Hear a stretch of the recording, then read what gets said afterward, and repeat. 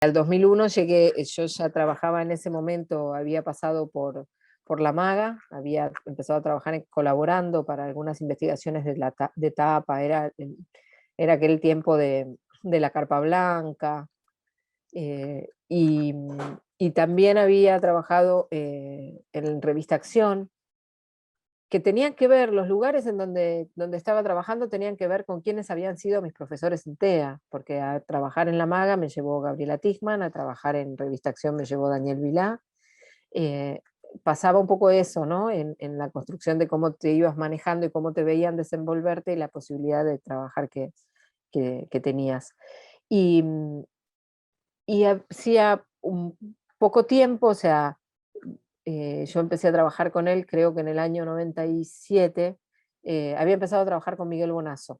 O sea, yo ya trabajaba con Miguel Bonazo y ya habíamos trabajado en la investigación sobre Alfredo Chabrán, y también al mismo tiempo trabajaba para algunas investigaciones que él publicaba los fines de semana en Página 12.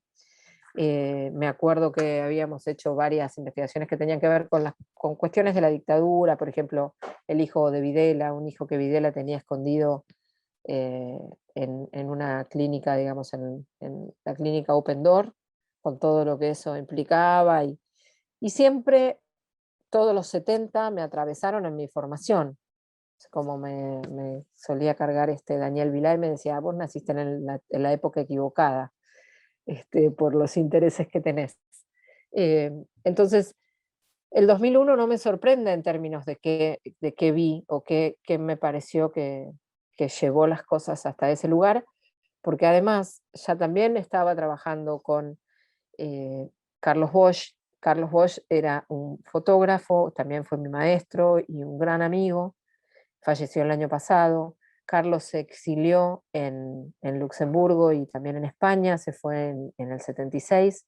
Antes había sido jefe de fotografía del periódico Noticias y de otro montón de lugares, de medios acá.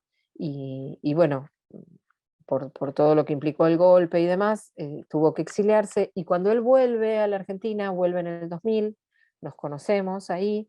eh, y empiezo a trabajar con él, un trabajo en donde yo hacía la producción periodística y él hacía los retratos, eh, un trabajo que duró hasta el 2002 incluso, que tenía que ver con piqueteros. Pero entonces, antes del estallido, nosotros ya estábamos yendo a La Matanza y estábamos metiéndonos en el conurbano a entender que lo que se venía iba a ser eh, como muy fuerte, ¿no?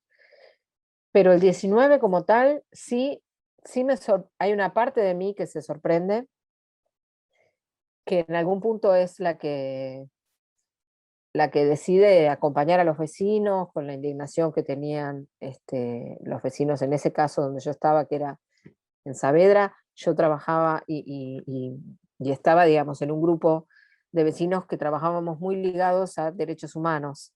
En los 90 habían hecho una plaza en homenaje a las madres de Plaza de Mayo, que se llama Plaza Madres del Pañuelo Blanco, y ese era como mi espacio de participación.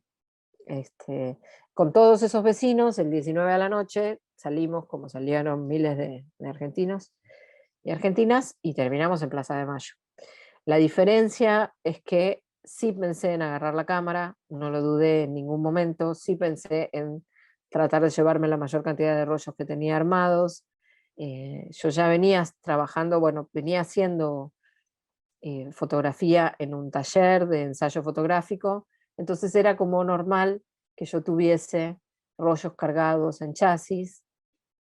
Todavía tenía material porque hacía bastante tiempo ya que con toda la hecatombe de la fantasía del uno al uno, todo lo que implicaba tener productos de fotografía era muy difícil, los químicos, o sea, no voy a nombrar acá todos los, tampoco había tantos, había 2 o 3 lugares a donde íbamos a comprar todos y era casi imposible. Así que así me encontró el 19, yendo con la cámara y entendiendo que había una necesidad de estar registrando lo que estaba pasando. No dimensioné lo que iba a pasar con la represión, eso sí, no, Eso sí me fue sorprendiendo como a todos. Sí, también decidí todo el tiempo en qué lugar me paraba para hacer las fotos, ¿no?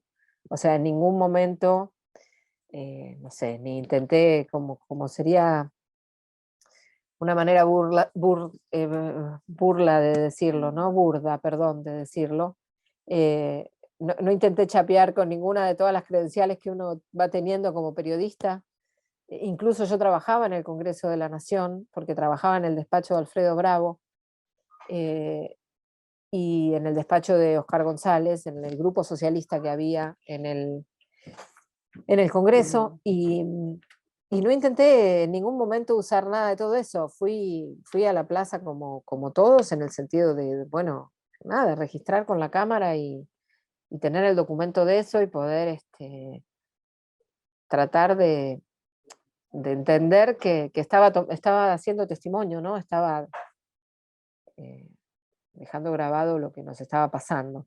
Eso sí lo tuve presente todo el tiempo y cuando buscaba desde qué punto de vista hacer la foto, también.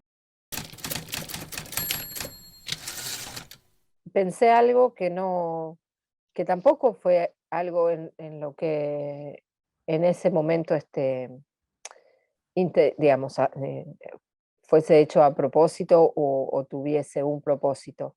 Eh, Hoy por hoy, si me preguntan, porque por ejemplo una de las cosas que me preguntaban es, bueno, una mirada feminista, y, y la verdad es que me doy cuenta, revisando mis negativos, que las mujeres están, que puse el ojo ahí, pero si tengo que hablar como hoy conocemos y como hoy este, estamos tratando de construir muchas cosas, si había una sororidad, fue absolutamente intuitiva, porque no tenía ningún elemento para, para basarme en lo que decir, bueno, yo fui a buscar esa imagen. Sí, sí me pasó que me identificaba, me sorprendía, me daba orgullo que me encontraba con mujeres que estaban ahí manifestando. Entonces eran parte de lo que yo quería dejar grabado.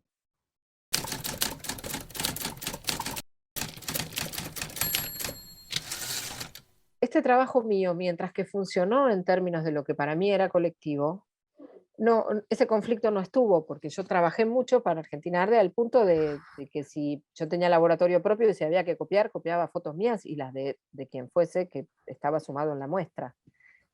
Nosotros hacíamos muestras colgando en el cabildo, acompañando las asambleas, los piquetes, eh, pero no entendía el trabajo en sí mismo con un valor específico. O sea, mientras que fue parte de un trabajo colectivo, lo consideraba con un valor determinado, ese valor.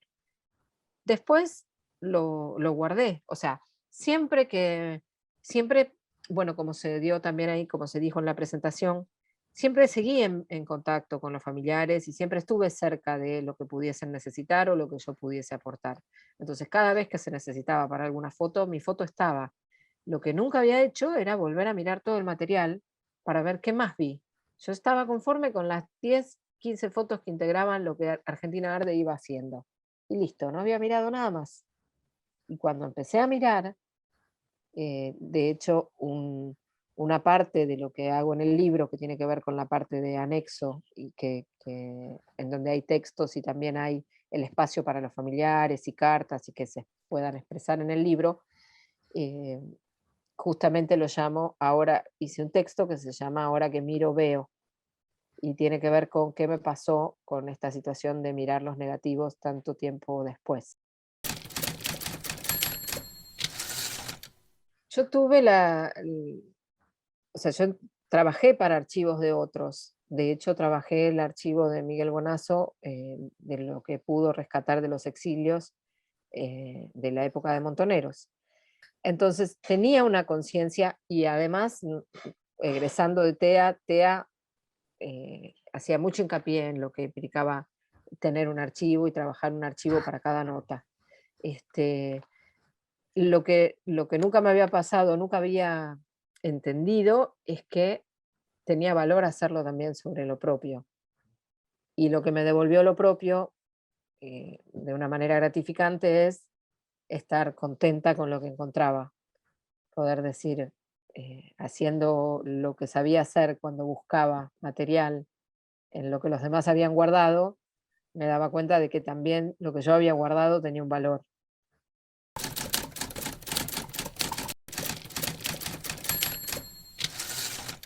Que los medios como Clarín y lo que se suele reconocer como medios hegemónicos decían sobre lo que nos estaba pasando, y era algo que hace rato que yo ya venía manejando y entendiendo y teniendo pruebas de que era así por mis trabajos y porque, por ejemplo, uno de los primeros trabajos que hice en TEA tuvo que ver con analizar, por ejemplo, cómo fue durante la dictadura y sobre todo puntualmente sobre Malvinas, cómo fue el tratamiento de los medios en Malvinas. Entonces también ya tenía una práctica de cómo leer los diarios, leyendo entre líneas, ¿no?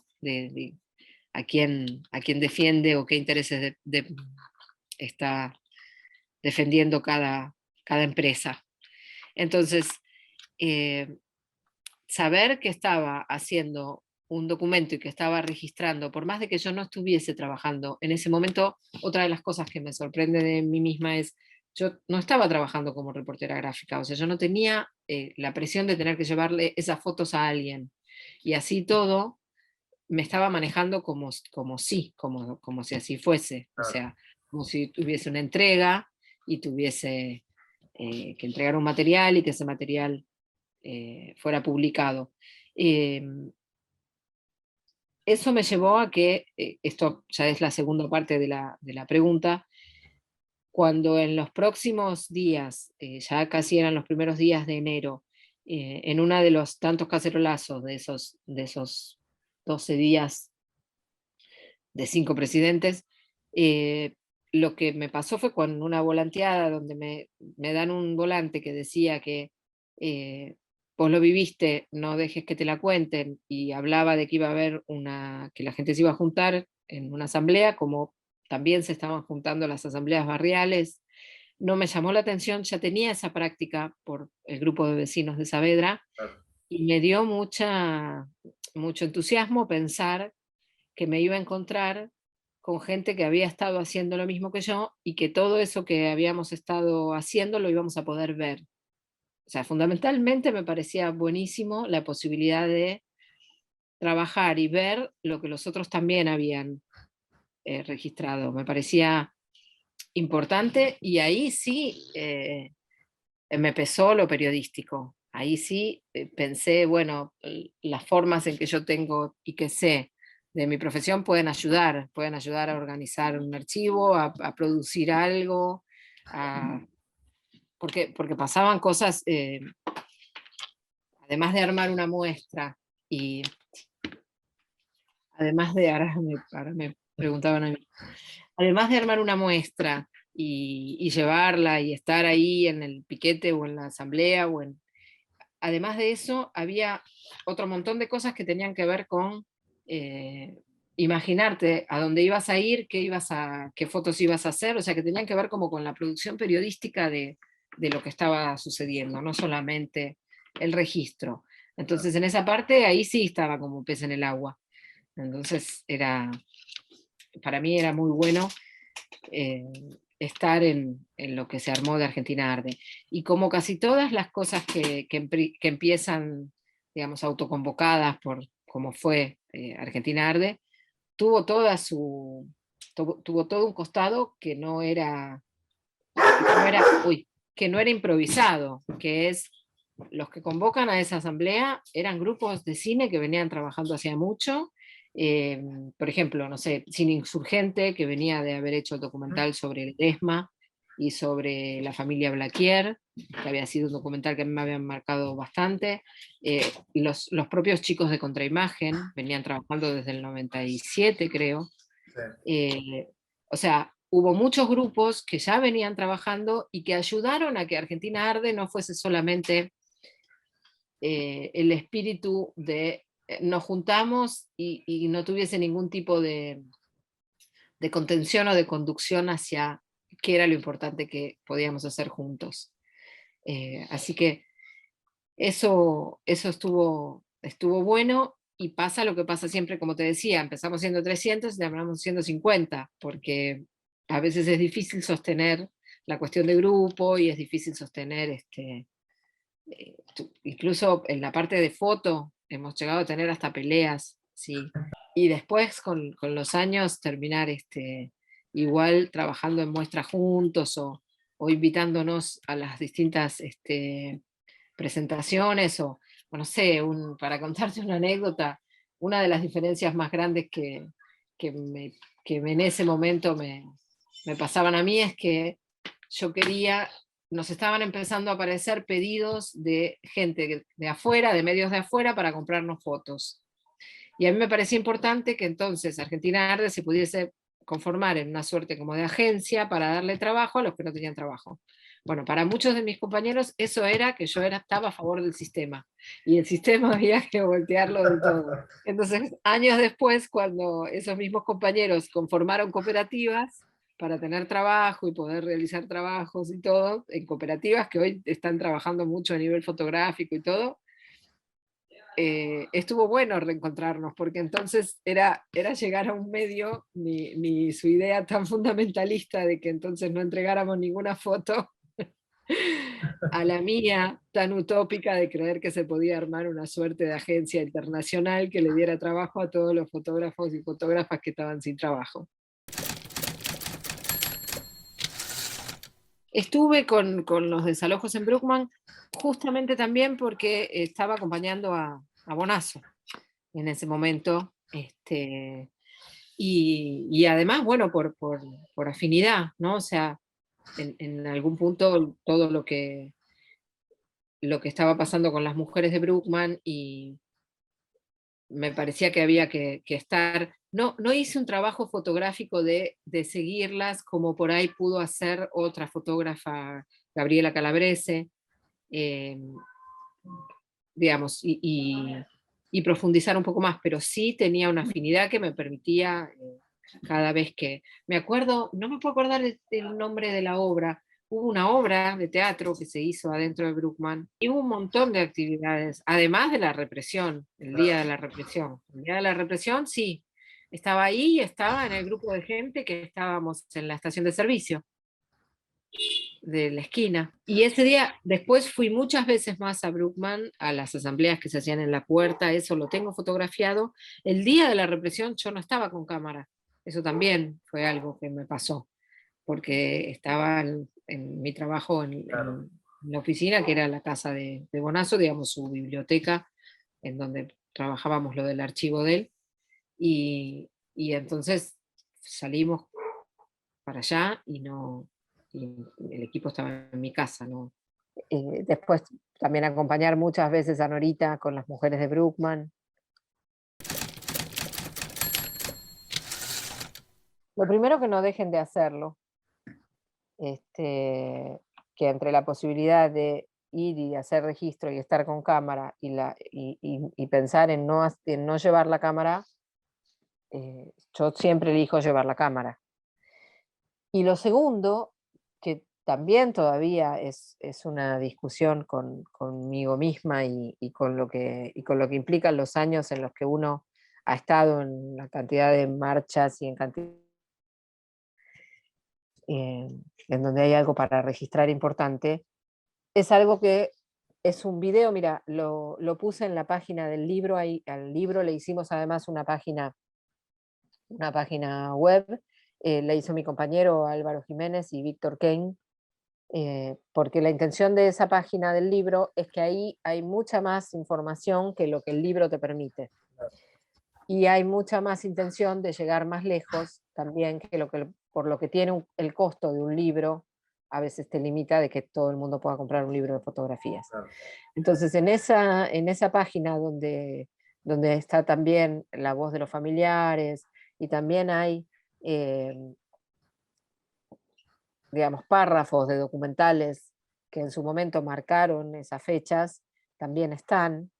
Entonces, es como un plus que tratamos de darle, para que el libro tenga otra llegada y otra dimensión. Entonces, en esos materiales que tengo ahí en ese lugar, Hay uno justamente que es un párrafo de una entrevista que le hicieron a Carlos Bosch, en donde él lo que plantea es, y se lo planteaba a sus alumnos del taller continuo, que era su escuela, que cuando vas a una marcha lo que te tenés que plantear es qué vas a buscar a la marcha. O sea, que lo que vos tenés que pensar es que lo que vos vas a fotografiar lo van a encontrar 20 años después.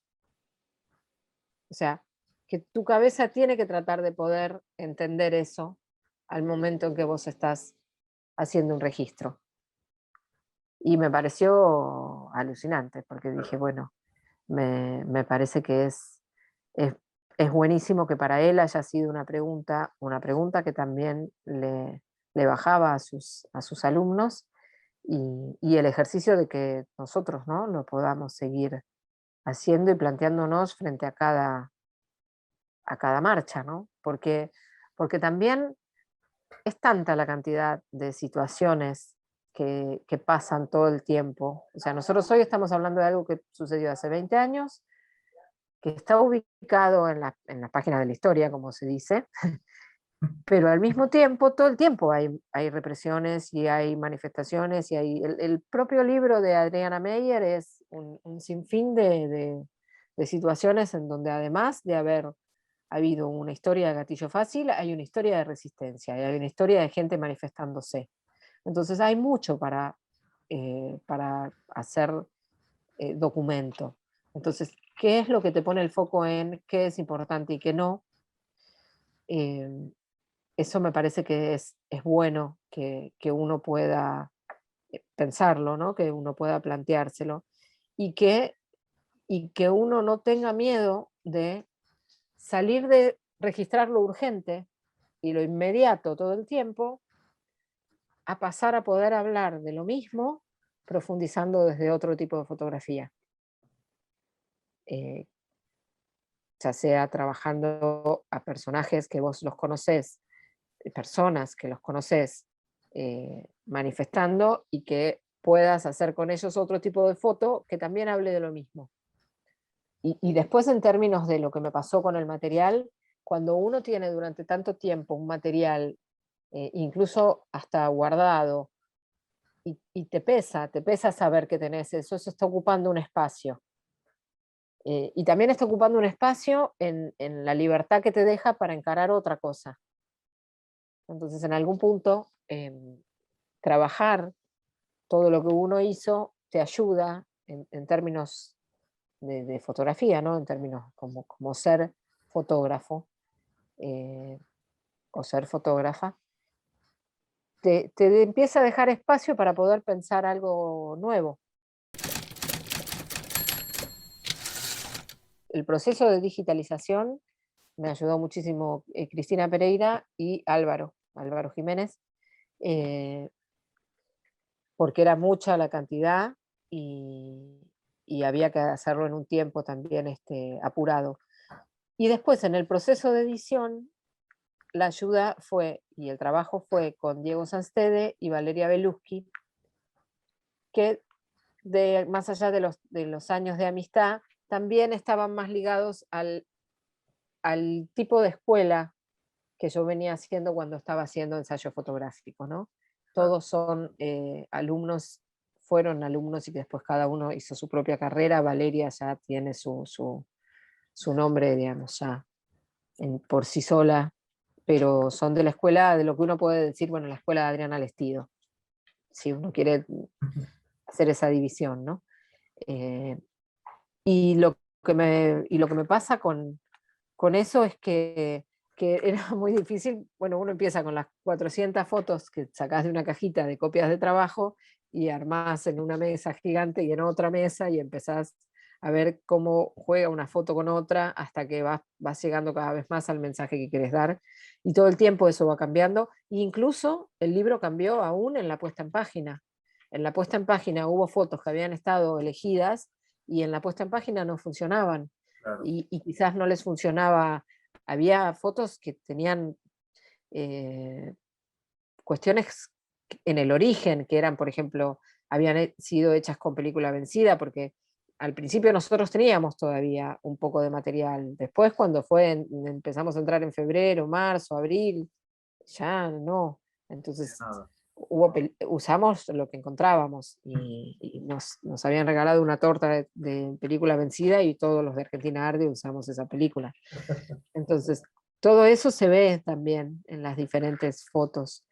Em, y lo que terminó pasando en el ensayo, digamos, primero fueron unas 40, después al final quedaron unas 50 en total en el libro, em, pero hay posiciones encontradas, o sea, hay gente que me sigue diciendo, pero vos tenés un montón de fotos que tendrían que estar y están afuera, incluso de fotógrafos con una mirada interesante también y una trayectoria interesante.